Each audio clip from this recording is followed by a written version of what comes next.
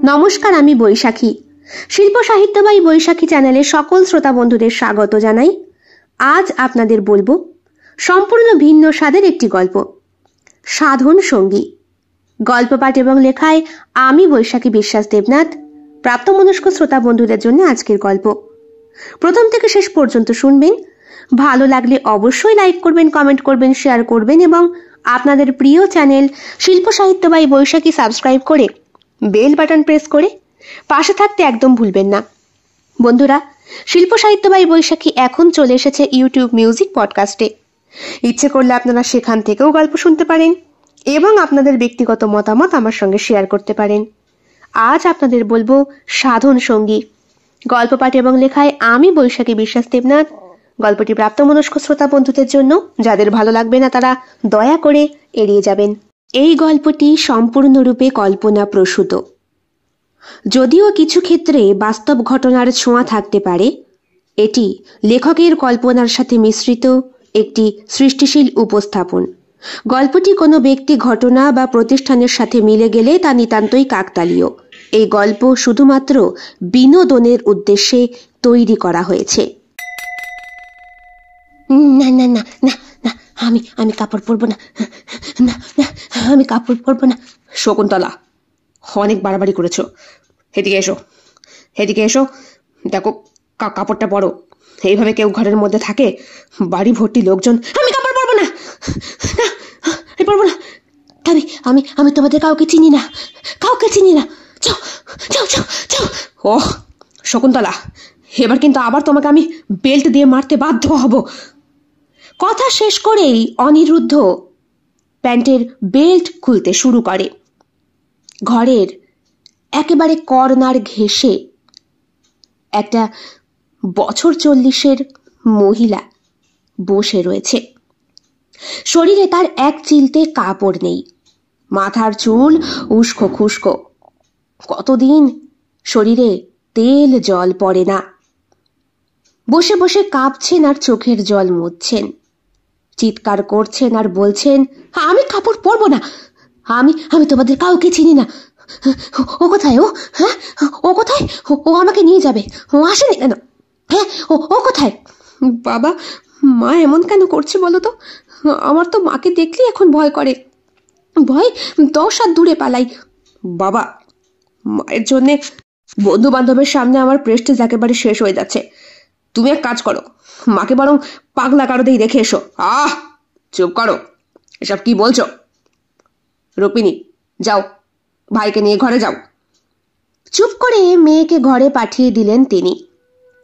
স্ত্রীকে মারতে তার একদম ইচ্ছে করে না, কিন্তু গত কয়েক মাস ধরে কি যে শুরু করেছে শকুন্তলা।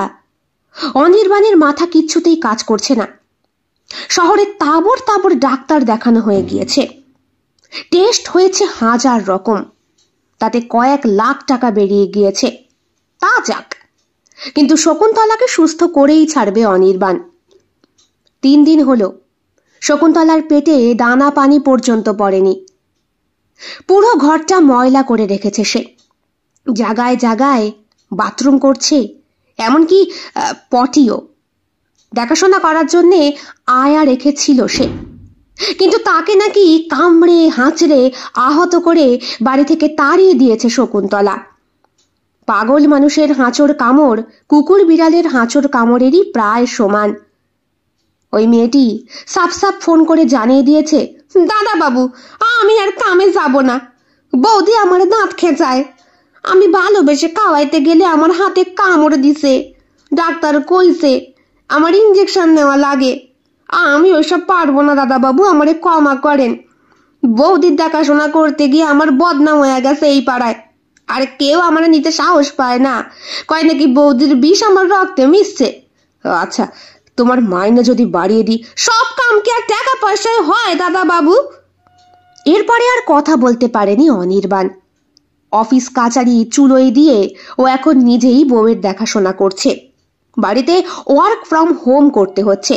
ভাগ্যিস বাবার রেখে যাওয়া কোটি টাকার সম্পত্তি ছিল, জমি জামা ছিল সেই গ্রামে। ওইগুলো বিক্রি বাট্টা করে 2 ছেলে মেয়ের ভবিষ্যৎ গড়ে ফেলতে পারবে অনির্বাণ। কিন্তু শেষ বয়সের সঙ্গী শকুন্তলা যাকে বিয়ে করেছিল সে। এত বছর সংসার করার পরেও হঠাৎ করে মাথায় যে কি কেড়া চাপলো শকুন্তলার, ভাবতেই বুকের ভেতরটা যন্ত্রণায় দগ্ধ হয়ে ওঠে অনির্বাণের। বেল্টটা খুলে চাপাতে চাপাতে সে আগিয়ে আসে। এইবার সপাটে একটা বাড়ি পড়বে শকুন্তলার নগ্ন শরীরটার ওপর, যদি মেরে ধরে একটু খাওয়ানো যায়। এত বছর স্ত্রীর গায়ে এতটুকু নখের আঁচড় পড়তে দেয়নি সে। চোখ থেকে টপ টপ করে জল পড়ে অনির্বাণের। দেখো, শেষবারের মতো বলছি, শকুন্তলা এদিকে এসো। লক্ষ্মী মেয়ে, খেয়ে নাও। দেখো, না খেলে তুমি তুমি ভালো না, তুমি ভালো না, তুমি আমায় মারো, খুব মারো, আমার ব্যথা করে না। কথাটায় অনির্বাণের চোখ ভিজে ওঠে। শকুন্তলাকে সে কোনোদিনই মারতে চায়নি, এমনকি মারার কথা ভাবতেই পারে না। বিয়ের প্রথম দিন থেকেই কথা দিয়েছিল যে শকুন্তলার ভালো মন্দ সবটাকে সে ভালোবাসে, আর শকুন্তলাকে আমৃত্যু আগলে রাখবে। সেই সব মন্ত্র জলাঞ্জলি দিতে হয়েছে শকুন্তলার অসুস্থতার পরপরই। এইবার অনির্বাণ তার খুব কাছে এগিয়ে আসে, শকুন্তলার কাঁধে হাত রেখে তাকে বলে, আমি তোমার কোনো ক্ষতি করব না। লক্ষ্মী মেয়ের মতো টেবিলে খাবারটা খেয়ে নাও, তারপর ওষুধটা খাও। আমি ওষুধ খাবো না, খেলে খেলে আমার মাথা কেমন করে, আমার কিচ্ছু ভালো লাগে না। ও কোথায়, ও কোথায়? সারাদিন শুধু ও ও ও। কে ও? কে? বম বলে, বাড়িতে কেউ আছিস মা? দুটি ভিক্ষে দিবি? একজন সাধু পুরুষের কণ্ঠস্বর শুনে শকুন্তলার বেডরুমের পাশের জানালা দিয়ে মুখটা বাড়িয়ে দেখে অনির্বাণ। পাঁচিলের বাইরে গেরুয়া বস্ত্রধারী, প্রায় বছর 40-45 হবে, একজন সন্ন্যাসী দাঁড়িয়ে। চেহারায় এক অদ্ভুত আলোড়ন রয়েছে তার। শরীরে কোনো রকম অলংকারের চাকচিক্য না থাকলেও দুপুরের রৌদ্রে তার শরীরটা মাঠের সোনালি ধানের মতো চারদিকে যেন আভার সৃষ্টি করছে। একটু অসহ্য বোধ হয় অনির্বাণের। বউকে নিয়ে এমনি পেরে ওঠে না। সংসারে অশান্তি এই একজন মানুষের কারণে। তার সুস্থতার জন্য সকলে হা পিত্তেশ করে বসে রয়েছে যে। ছেলে মেয়ে দুটোর মুখের দিকে আর তাকাতে পারছে না অনির্বাণ। পড়াশোনা শিখেই উঠেছে ওদের। এখন ওদের কত ইম্পর্টেন্ট পরীক্ষা চলছে স্কুলে। মেয়েটা তো সারাদিন মায়ের জন্য কান্নাকাটি করে। ছেলেটাও বন্ধু বান্ধব আসতে পারে না। এই তো কিছুদিন আগে জন্মদিন গেল মেয়েটার, তাতেও স্ত্রীর জন্য কাউকে ইনভাইট করতে পারেনি অনির্বাণ। অফিসে ডিউটি করতে গেলে মাঝে মধ্যে বসদের এবং অন্যান্য পার্টির লোকেদের একটু খাওয়াতে পাওয়াতে হয়, সেটাও হচ্ছে না।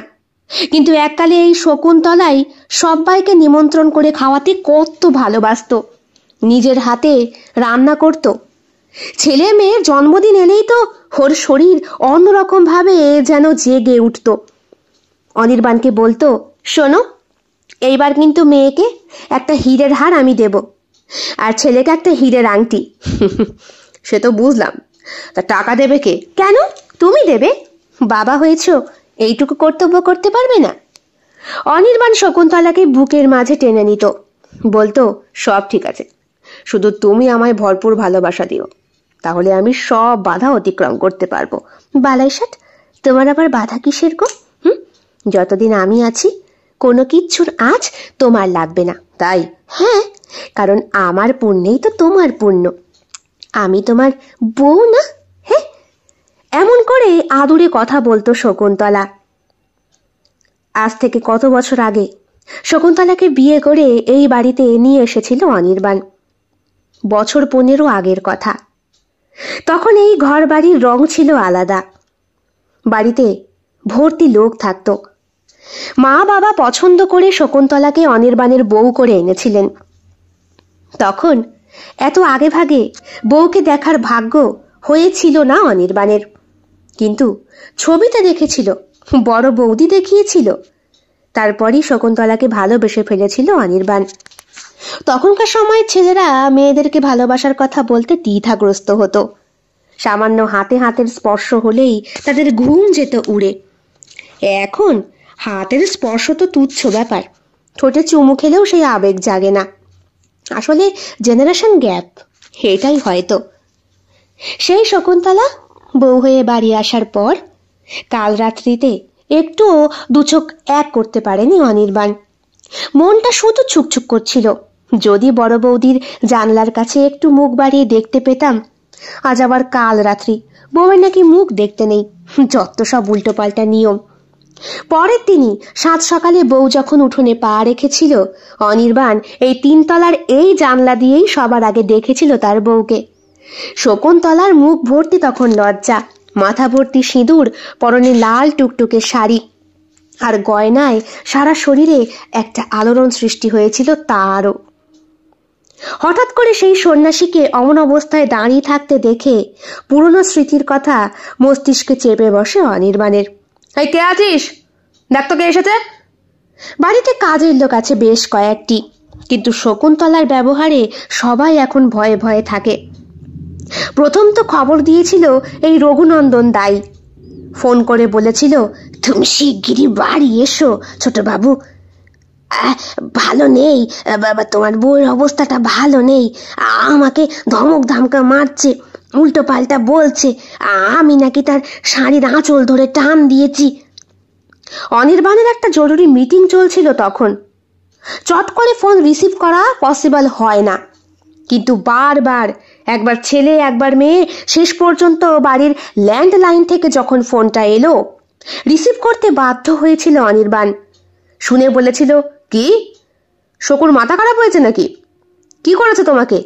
আর বলো না, আমি গিয়েছিলাম তোমার বউয়ের ঘরে, মানে ছোট বউরানির ঘরে। স্নান করে উঠে তিনি পুজো আচ্ছা দেন। আজ বেলা বয়ে গেছে, পুজো দিতে বেরোননি দেখে আমি গেলাম দেখার জন্য যে শরীর টরীর খারাপ হয়েছে কি না। এইদিকে রুক্মিণী তো বাড়ি নেই, সে গেছে তার বান্ধবীর বাড়িতে নোটসপত্র আনতে, আর খোকা বাবু তো হোস্টেলেই থাকে, তার কথা আর কি বলবো। তুমি কি দেখলে? আমি সে কথা বর্ণনা করতে পারবো না, তুমি বাড়ি এসো তাড়াতাড়ি। অনির্বাণ মিটিং ক্যান্সেল করেই বাড়ি এসেছিল, আর এসেই দেখেছিল বুকের ওপর থেকে আঁচলটা শরীরে ব্লাউজের প্রত্যেকটা হুঁক খুলে বসে রয়েছে শকুন্তলা, দৃষ্টি তার জানলার দিকে। শুকু, কি হয়েছে? শরীরটা খারাপ? হাতের ব্যাগটা ঘরে রেখে কাছে এগিয়ে যেতেই শকুন্তলা এক ধাক্কায় অনির্বাণকে 10 হাত দূরে ছিটকে প্রায় ফেলে দিয়েছিল। শরীরে যেন অসুরের শক্তি। স্মৃতির সিঁদুর আউলিয়ে কপালের সিঁদুর লেপটে সে এক বিভৎস অবস্থা। শুকু, কি হয়েছে তোমার? এমন করছো কেন? ভয় পেয়েছো কিছু দেখে? আমাকে তুমি চাবে না, আমি আমি আমি পরপুরুষের সঙ্গে থাকবো না। পরপুরুষ?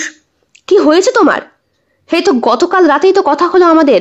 মেয়ের জন্মদিনে হীরের হার চেয়েছো তুমি, ছেলের জন্মদিনে হীরের আংটি। কি হয়েছে বলো? তুমি আমায় চিনতে পারছো না? শকুন্তলা ভ্যাবাচাকা দৃষ্টি নিয়ে অনির্বাণের দিকে তাকিয়েছিল। এই শকুন্তলার মুখের সাথে গত রাতের শকুন্তলার মুখেরও যেন কোনো মিল নেই। চোখের তলায় কালি পড়ে বিভৎস অবস্থা হয়েছে মুখের, এক নিমেষে শরীরের সমস্ত জৌলুসকে যেন শুষে নিয়েছে। কেমন যেন একটা মরা মরা ভাব শকুন্তলার ভেতর। তারপরে অ্যাম্বুলেন্সে করে 7 তাড়াতাড়ি তাকে ডাক্তারের কাছে নিয়ে যাওয়া হয়। ফ্যামিলি ডক্টরকে দেখানোর পর তিনি বলেন, একটা পরীক্ষা করতো, স্ক্যান করতে হবে বুঝলি, আরো কিছু কিছু টেস্ট আমি লিখে দিচ্ছি। সেরকম বেগতিক হলে ভালো স্পেশালিস্টকে দেখাতে হবে। তুই কিছু বুঝলি? আমি তো বুঝতে পারছি না। আচমকা কোনো ট্রমা হয়েছে নাকি? তুই কোনো আঘাত দেওয়া কথা বলেছিস? বা বাপের বাড়ি থেকে কোনো খবর? না না, শ্বশুর শাশুড়ি মারা গেছে গাড়ি অ্যাক্সিডেন্টে, সে তো আমার বিয়ের পরপরই ঘটেছে। এরপরে শকুন্তলা বাপের বাড়ির সাথে খুব একটা সম্পর্ক রাখতে চায়নি। না, শকুন্তলার বড়দা বড় বৌদি এরা কিন্তু যথেষ্ট সজ্জন ব্যক্তি। প্রতিবার পুজোয়, জামাই ষষ্ঠীতে, এমনকি আমার ছেলে মেয়ের জন্মদিনে নিমন্ত্রণ করি কি না করি ওরা ঠিক আসে, তাই আমি সম্পর্ক নষ্ট করতেও চাই না। ইভেন আমি খবর দিয়েছি আসবে ঠিকই, আর বড় বৌদি তো শুনেই কান্নাকাটি। শকুন্তলার কোনোদিন ছোটবেলায় কোনো মাথার ব্যায়ামও নাকি ছিল না, বুঝলাম, কিন্তু এমনও তো হতে পারে শকুন্তলার মাতৃদিক বা পিতৃদিকের ফ্যামিলি মেম্বারের কারো এরকম অসুখ। দেখ, যদি সেটা হয়ে থাকে তবে জেনেটিক অবশ্যই প্রবলেমটা হয়েছে। একটা নির্দিষ্ট বয়সের পরে শকুন্তলার ব্রেন এটা অ্যাটাক করতে পারে। কিন্তু এবার কি হবে? দেখ, যদি এমন হয় যে তোর সাথে কাটানো ভালো মুহূর্ত বা সন্তানের সাথে কাটানো ভালো মুহূর্ত সেই এলাকাগুলো যদি ব্লক হয়ে যায় ব্রেনের, তাহলে তো সত্যিই খুব মুশকিল। তবে হ্যাঁ, এখন অনেক চিকিৎসা বেরিয়ে গেছে, আর তুই তো পারবি, ভগবান সেই ক্ষমতা তোকে দিয়েছে। দেখ, আমি কিছু জানি না অমিত, তোকে ওকে বাঁচাতেই হবে। তুই জানিস ও ছাড়া আমার বেঁচে থাকার কেউ নেই। বুঝেছি ব্রাদার, বুঝেছি। আমি আমার 100% চেষ্টা করবো, ইভেন আমি 100-এর বেশি চেষ্টা করব, কিন্তু তোকেও আমার সাথে কোঅপারেট করতে হবে। করব, সবটা করব। তারপরই যাবতীয় ট্রিটমেন্ট শুরু হয়ে গিয়েছিল, কিন্তু শকুন্তলাকে কিছুতেই যেন রাখা যাচ্ছে না। হাসপাতালে যে কদিন ছিল শকুন্তলা, ওকে একা রাখতে হয়েছিল আলাদা ঘরে, তাও আবার হাত পা বেঁধে। নার্সেরা কাছে যেতে শেষ পর্যন্ত ভয় পেয়েছে। তখন বন্ধুই সাজেস্ট করেছে, দেখ, আমি রিপোর্টে কিন্তু কিচ্ছু বুঝতে পারছি না অনির্বাণ, সব কিছু ঠিকঠাক, ব্লাড টেস্ট থেকে স্ক্যান সব রিপোর্ট একেবারে নর্মাল, এমনকি মাথার কোথাও কোনো ব্লকও নেই। এবার ও যদি ইচ্ছাকৃত এমন করে তবে ইচ্ছাকৃত, হ্যাঁ, হয়তো অন্য কাউকে। এগুলো কি বলছিস? আমাদের 15 বছর বিবাহিত সম্পর্ক, অথচ বন্ধু, কার কখন কাকে ভালো লাগবে এটা কি আর বলা যায়? কিন্তু শকুন্তলা তো আমাকে ছাড়া কারোর সাথে বাইরে বেরোয় না, আর শকুন্তলার ফ্রেন্ড সার্কেলেও এমন কেউ নেই যে কিনা আমি বাড়ি না থাকতে আমার বাড়িতে আসবে বা ফোন করবে। বিশ্বাস কর, ওকে অফিসে পৌঁছে আমি ফোন করি, রঘু কাকা ফোন রিসিভ করে ওর কানে দেয়। ওর নাকি ফোন ঘাঁটতে ভালো লাগে না, ওর বই পড়তে ভালো লাগে। বই পড়তে ভালো লাগে? রিসেন্টলি কি বই পড়ছিল তোর মনে আছে? দেখ অমিত, আমি থাকি আমার কাজ নিয়ে ব্যস্ত, ওকে আমি সম্পূর্ণ স্বাধীনতা দিয়েছি।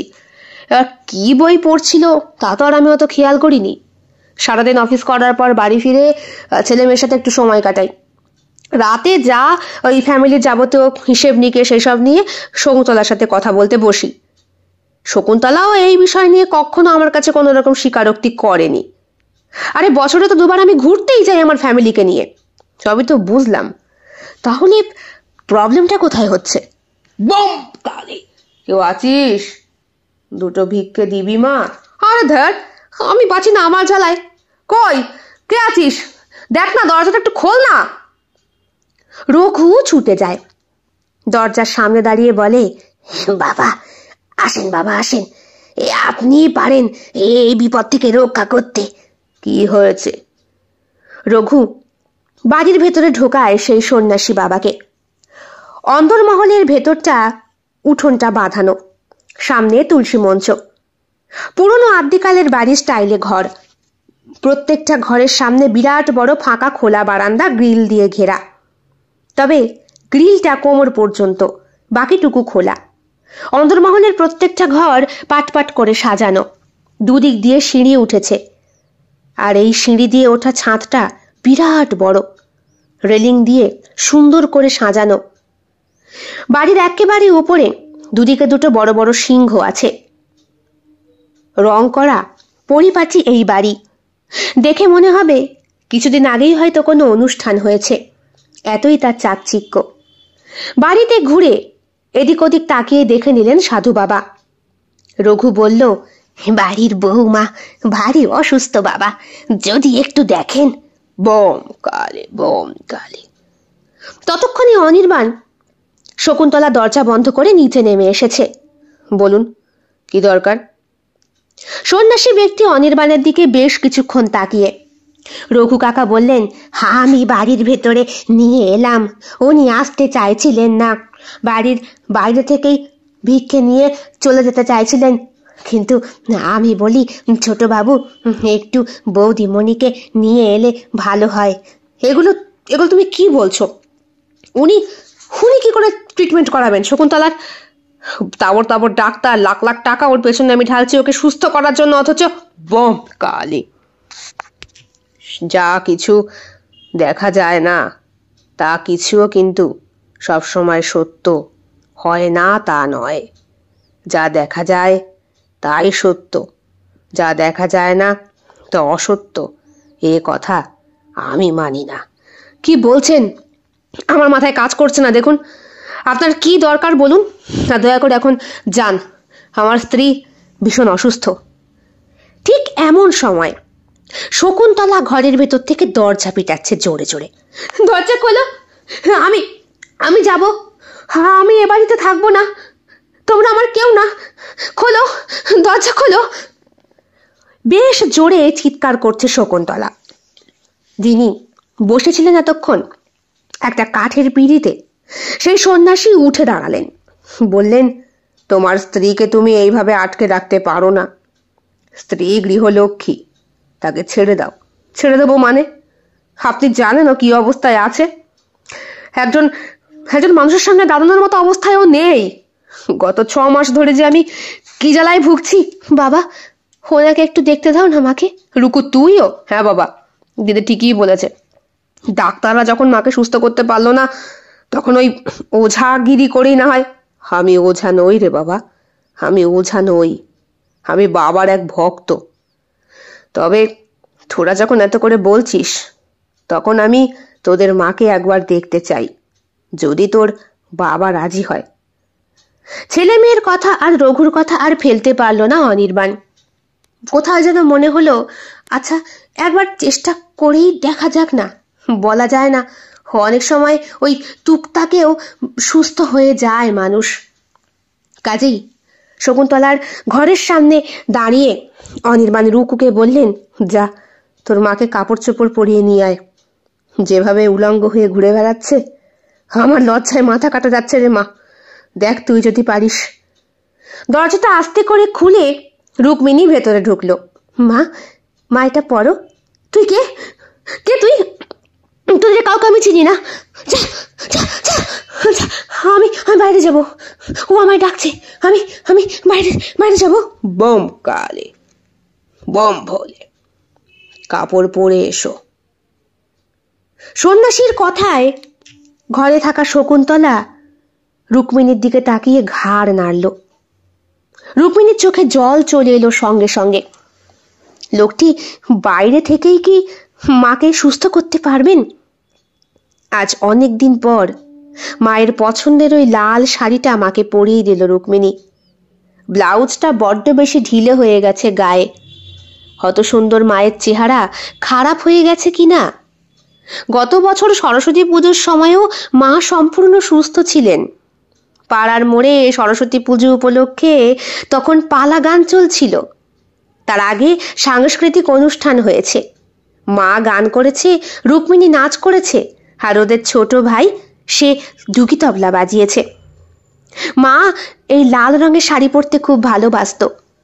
মেয়েকেও কিনে দিয়েছিল একই শাড়ি, তবে রংটা বসন্ত কালারের। ওই বাসন্তী শাড়ি পরে মা মেয়ের অনুষ্ঠানে রীতিমতো করতালিতে মুখরিত হয়েছিল গোটা পাড়া।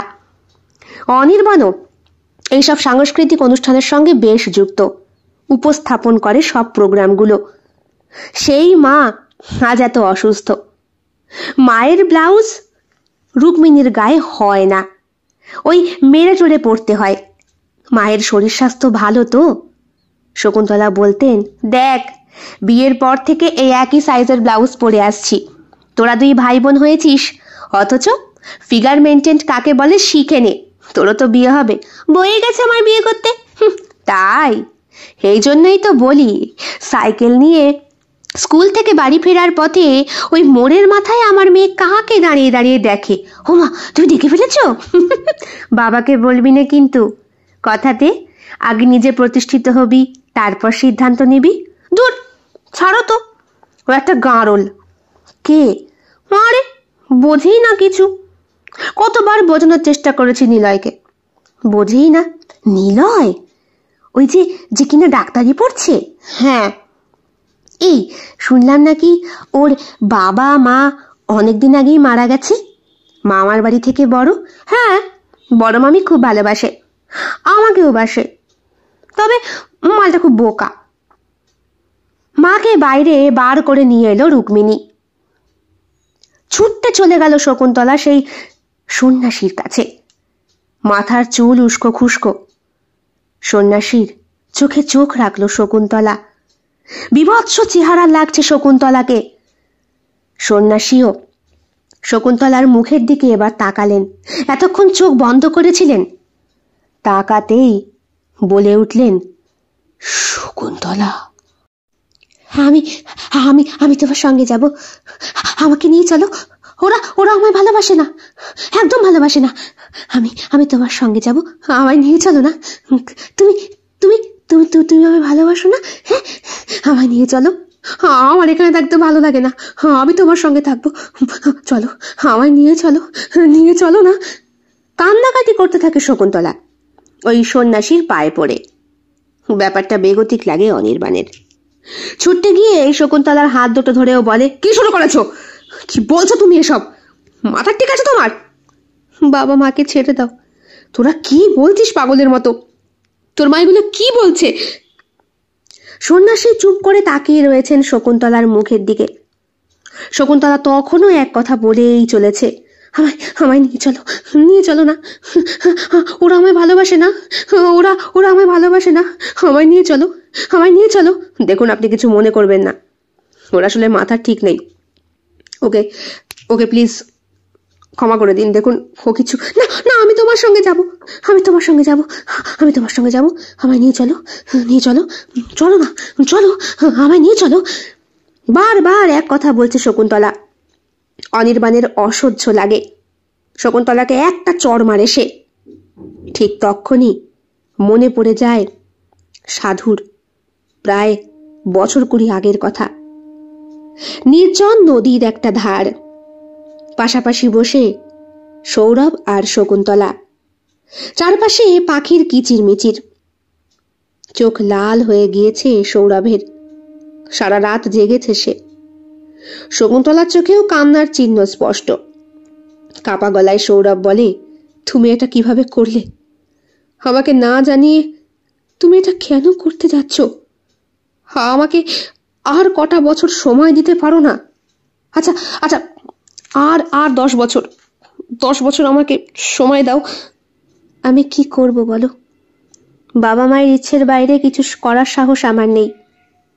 তবে আমি তোমায় ভালোবাসি সৌরভ, কিন্তু ওরা আমাদের ভালোবাসাকে মানবে না। তুমি তো জানো আমি তোমার জন্য আমার জীবন পর্যন্ত দিতে পারি, তবু তুমি আমাকে ছেড়ে দেবে? এটা কেমন ভালোবাসা শকুন্তলা, কেমন ভালোবাসা? তুমি আমাকে যেচে বলছো যে তুমি এখান থেকে অন্য শহরে পড়াশোনা করে তারপর বিয়ে করবে। আমি তোমায় সত্যি ভালোবাসি সৌরভ, কিন্তু বাস্তবটা আমাদের ভালোবাসাকে টিকতে দিচ্ছে না। তুমি যদি সত্যি আমাকে ভালোবাসো তাহলে আমায় ক্ষমা করো। আমি চিরকাল তোমার স্মৃতি বুকে আঁকড়ে বেঁচে থাকবো। কথাটা বলেই শকুন্তলা উঠে গিয়েছিল। সৌরভ বসেই ছিল সেখানে, চোখ দিয়ে অশ্রু গড়িয়ে পড়ে। সেই দিনই সৌরভ সিদ্ধান্ত নেয় সে আর এই পৃথিবীর কোনো মোহে থাকবে না। শকুন্তলার বাবার পোস্টিং হয়ে যাচ্ছে, মেয়েকে উনি অন্যত্র ভর্তি করবেন, সেখানেই কলেজ কমপ্লিট করবে শকুন্তলা। বিয়ে ঠিক হয়ে আছে এক ব্যবসায়ী পুত্রের সাথে, সেও বিদেশে গেছে পড়াশোনা করতে। বছর 3-4 পরই ওর বিয়ে। কিন্তু সৌরভ তখনও পড়াশোনা করছে, চাকরি করা তো দূরের কথা, তার উপরে সৌরভের জাত নিচু। সৌরভ গ্রাম ছেড়ে চলে যায়, আশ্রমে যোগ দেয়। সেইখানেই গুরুজির তত্ত্বাবধানে ওর সন্ন্যাস জীবন শুরু। পাহাড়ি আশ্রমে গেরুয়া বসনে ধ্যান করে সে। গুরুজি সামনে বসে, বৎস, এত অল্প বয়সে সন্ন্যাসী হওয়ার সিদ্ধান্ত কেন নিলে? তোমার হৃদয়ে আমি গভীর আঘাতের চিহ্ন দেখতে পাচ্ছি। গুরুজি, আমি জীবনের সব আশা হারিয়েছি। যাকে আমি প্রাণের চেয়েও বেশি ভালোবাসতাম তাকে হারিয়েছি। আমি এখন শুধু ঈশ্বরের পথেই নিজেকে সমর্পণ করতে চাই। এই জগতে কারো জন্য অপেক্ষা করো না। সন্ন্যাসের পথ সহজ নয় বৎস, কিন্তু যদি তুমি সত্যিই মুক্তি চাও তবে প্রেমকে নিজের শক্তি বানাও, দুর্বলতা নয়। কথাটা মনে লেগেছিল সৌরভের। এরপরে গুরুজির কথা মতো বেশ কদিন সাধনায় মনও দিয়েছিল। কিন্তু হঠাৎ করে একটা উড়ো চিঠি আসে। চিঠিতে স্পষ্ট লেখা রয়েছে শকুন্তলা ওর সঙ্গে দেখা করতে চায়। ইতিমধ্যেই কেটে গিয়েছে 4 বছর। কিভাবে যে সবকিছু হলো যেন সৌরভের মাথাতেই নেই। এতদিন সে সাধু সঙ্গে ছিল, অথচ সিদ্ধিলাভ কিছুতেই হচ্ছে না। কোনো একটা অমোঘ আকর্ষণ ওকে সাধনার পথে বাধা দিচ্ছে। প্রতিদিন রাতেই শকুন্তলার কথা ওর মনে পড়ে। বাবা মার স্মৃতিও প্রথম মনে পড়ত। মা বাবাও এসে গুরুজির কাছে হাতে দিয়ে পড়েছিল অনেক দিন। বারবার বলেছে, তুই বাড়ি চল বাবা, কেন এমন করছিস? দেখ আমরা তো আছি, আমি জানি তুই শকুন্তলাকে ভালোবাসতিস, কিন্তু ওরা তো আর এই তল্লাটে নেই। তুই চল বাবা, পড়াশোনাটা শেষ কর, ভালো চাকরি বাকরি কর, তারপরে আমরাও না হয় তোকে নিয়ে অন্য কোনো শহরে চলে যাব। কিন্তু সৌরভ যেতে পারেনি।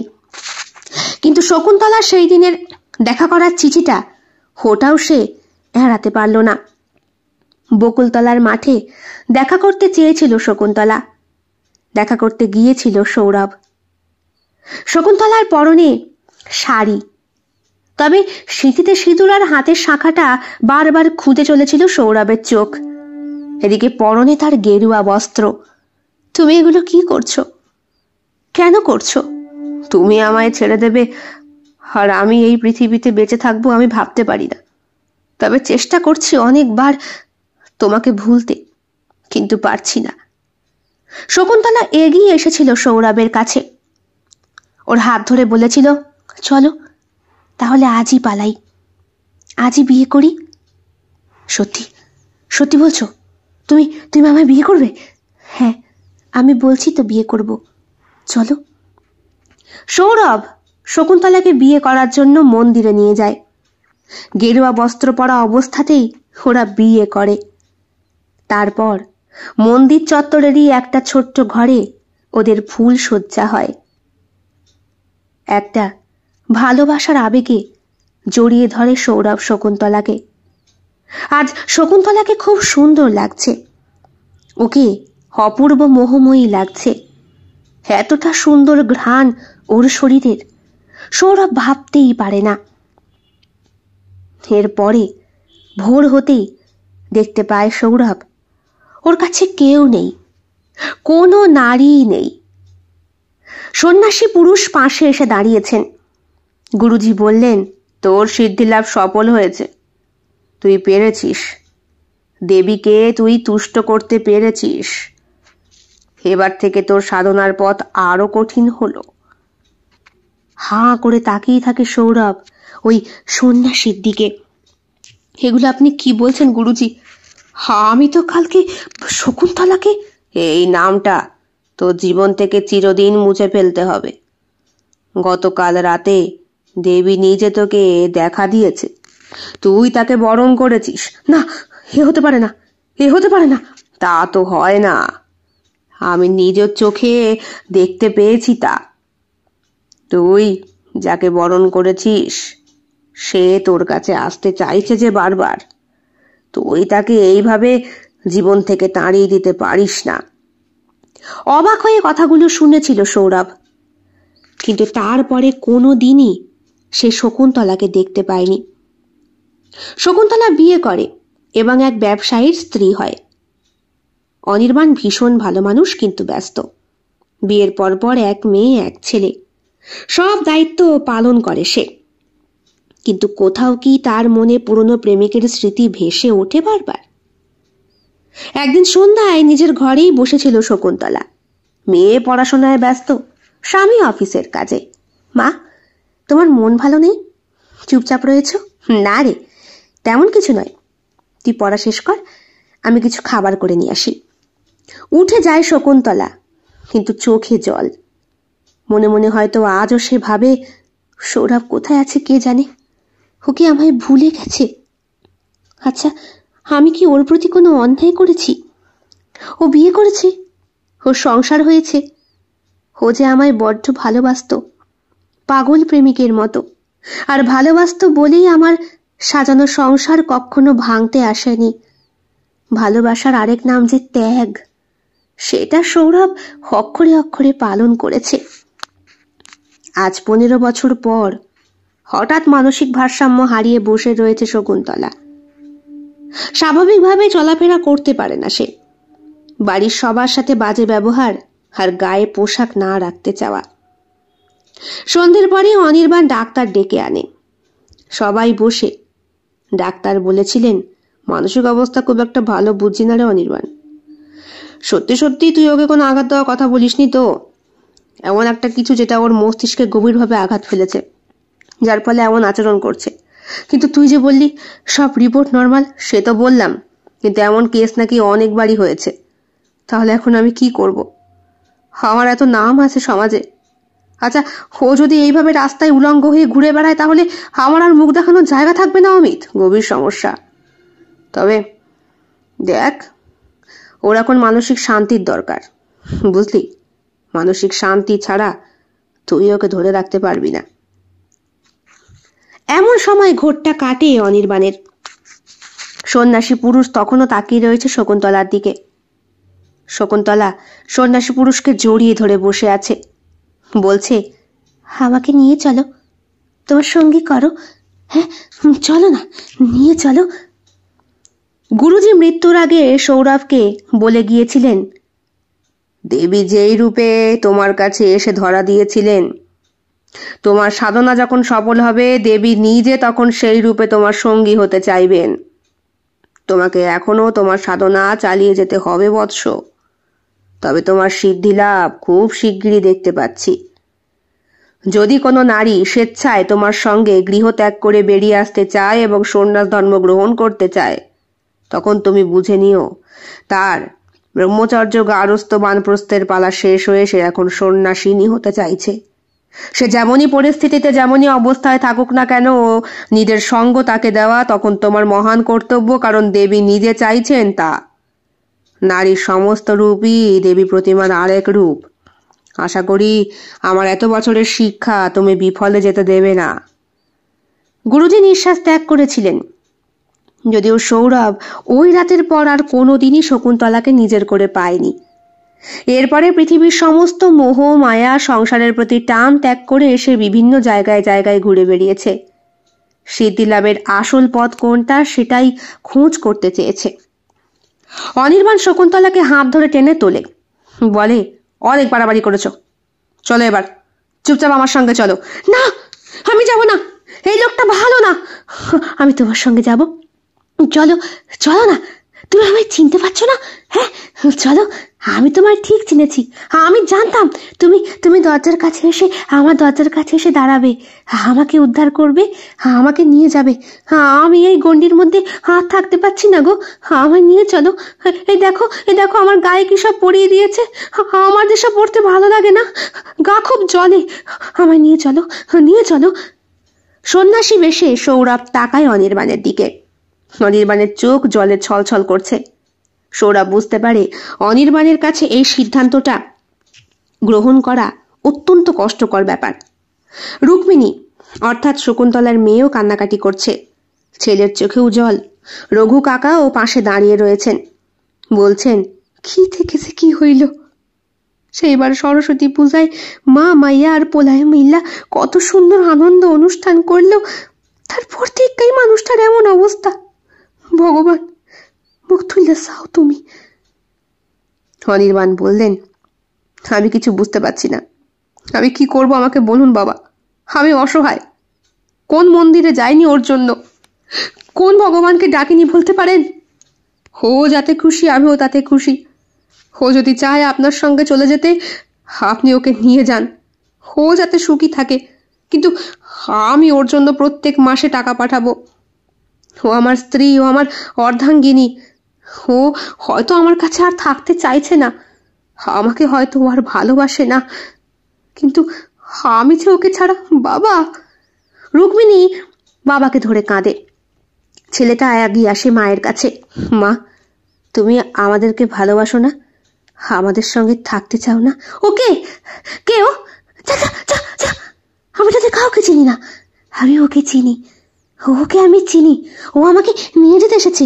বলো বলো, তুমি আমাকে নিয়ে যাবে? বলো বলো তুমি যাবে আমার সাথে? হ্যাঁ হ্যাঁ, আমি তো কবে থেকে তোমার সঙ্গে যাওয়ার জন্য তৈরি। ওরা আমায় যেতে দেয় না, বেরোতে দেয় না। এই দেখো দেখো বলে কাপড় উঁচু করে নিজের পাটাকে দেখায় শকুন্তলা। সেখানে শেকলের দাগ। তাকে বেঁধে রাখা হতো তো তার ঘরে। ওরা আমায় বেঁধে রাখে। আমি না খেতে চাইলে আমাকে মারে, খুব মারে। আমি বিছানায় যদি হিসু করে দিই আমাকে মারে। আমাকে নিয়ে চলো, তুমি নিয়ে চলো, আমি তোমার সঙ্গে থাকবো, আমি তোমার সঙ্গেই থাকবো। চলো না, চলো। কেউ বাধা দেয় না। অনির্বাণ 2-1 বার আটকাতে চাইলে রুক্মিণী ছেড়ে দেয়। শকুন্তলার হাত ধরে সৌরভ বাড়ির অন্দরমহল পেরিয়ে বাইরে আসে। অনির্বাণ হাত জোর করে অনুরোধ করে বলে, দয়া করে যদি বলে যান সাধু বাবা আপনি কোন আশ্রমে আছেন, তাহলে মাঝে মধ্যে গিয়ে ওরা ওর মাকে দেখে আসতে পারবে। আসলে আমি সব রকম চিকিৎসা করিয়েছি, সব রকম ট্রিটমেন্ট হয়েছে, এখন ওকে পাগলা কারদে ভর্তি করাটাই বাকি। কিন্তু সেটা আমি করতে পারবো না, কারণ ওখানে দিলে আমার সুখও আরো নষ্ট হয়ে যাবে, শেষ হয়ে যাবে ওর সব কিছু। তাতে ও যদি মুক্ত বিহঙ্গ হতে চায় তাতেই সই, কিন্তু আমার তো কোনো ঠিক ঠিকানা নেই। আজ গাছের তলায় তো কাল বকুল গাছের তলায়, কোথায় পাবে আমাকে? হ্যাঁ। কথাটা বলে শকুন্তলার হাত ধরে সন্ন্যাসী গৃহত্যাগ করলেন। শকুন্তলা যখনই বাড়ির চৌকাঠ পার করল, সম্পূর্ণ বাড়ির সুন্দর সেই ভাবটা, জাঁকজমক ভাবটা যেন নিমেষেই স্তব্ধ হয়ে গেল। পৃথিবী থমকে গেল যেন এক নিমেষে। মা বলে একবার চিৎকার করে উঠল রুক্মিণী। আজ ওরাও কোনোভাবে যেন ওদের মাকে আটকে রাখতে পারল না। কোনো একটা অমোঘ শক্তির টান ওদের মাকে টেনে নিয়ে যাচ্ছে, স্বেচ্ছায় নিয়ে যাচ্ছে। আর ওরাও সেই স্বেচ্ছা টানটাকে কিছুতেই যেন আটকাবার শক্তি প্রয়োগ করতে পারছে না। সৌরভের মুখে স্মিত হাসি ফুটে ওঠে। সাধু বাবা বলেছিলেন, যদি কোনো নারী স্বেচ্ছায় গৃহত্যাগ করে তোমার সঙ্গে চলে আসতে চায় তবে তুমি তা করো, কারণ তাতেই তোমার সাধনার ফল, আর সেই হবে তোমার সাধন সঙ্গী। কেমন লেগেছে আজকের গল্প? কমেন্ট বক্সে কমেন্ট করতে একদম ভুলবেন না। ভালো লেগে থাকলে অবশ্যই লাইক করবেন, কমেন্ট করবেন, শেয়ার করবেন এবং আপনাদের প্রিয় চ্যানেল শিল্প সাহিত্য বাই বৈশাখী সাবস্ক্রাইব করে বেল বাটন প্রেস করে পাশে থাকতে একদম ভুলবেন না বন্ধুরা। দেখা হবে খুব শিগগিরই আগামীকাল সম্পূর্ণ নতুন একটি ভিন্ন স্বাদের গল্পের সঙ্গে। আপনাদের সকলের উপস্থিতি একান্তভাবে কামনা করি। সকলে খুব ভালো থাকবেন, সুস্থ থাকবেন এবং একইভাবে সাহায্য এবং সহযোগিতার হাত বাড়িয়ে দেবেন। সবাই ভালো থাকবেন। শুভরাত্রি।